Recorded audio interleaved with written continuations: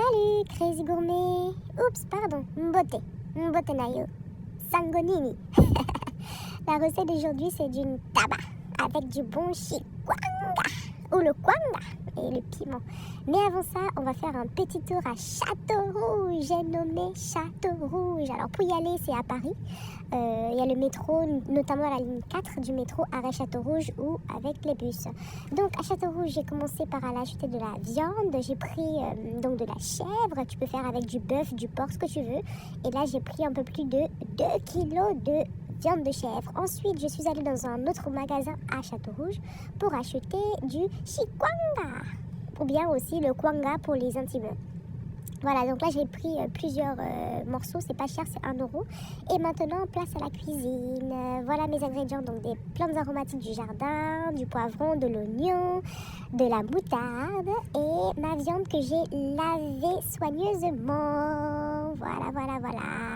Et donc, qu'est-ce que je fais? Je commence par rajouter les oignons. Donc, j'ai prévu 3 gros oignons que j'ai découpés comme je voulais, en rondelles, en dés, en biseaux, comme vous voulez. Et donc, je la rajoute gentiment à ma viande.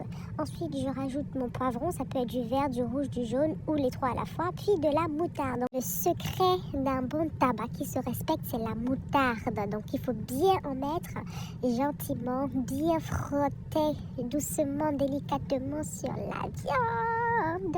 Ensuite, donc j'ai prévu à peu près l'équivalent d'une cuillère à soupe de gros sel de Guérande que je mets par-dessus ma viande. J'ai aussi prévu une cuillère à soupe de sel rose d'Himalaya, pareil, que j'ajoute au-dessus de la viande. Puis une fois que c'est fait, je prévois du gingembre moulu. Donc là, c'est l'équivalent de 2 cuillères à soupe de gingembre moulu que je badigeonne, puis un demi-cube Knorr bio. J'ajoute aussi sur la viande puisqu'elle est déjà pas mal salée et je mélange. Voilà, n'hésitez pas à bien mélanger pour que les infusions s'imbibent. Et puis voilà. Donc quand le mélange est homogène, on rajoute donc un peu de décoration, à savoir du poivron par-dessus la viande bien évidemment. Et ensuite on n'hésite pas à rajouter, à être généreux pour la couleur. Puis on rajoute encore de l'oignon. Donc je t'avais dit au début de la vidéo qu'il faut beaucoup d'oignons ou d'oignons. Voilà, et on sublime le tout avec un filet d'huile d'olive par-dessus. Et maintenant, place aux plantes aromatiques du jardin. Donc là, c'est de la ciboulette cisaillée que j'ajoute aussi par-dessus, avec une belle branche de basilic rouge, puis 2 feuilles de basilic thaïlandais, et on finit avec une branche de thym.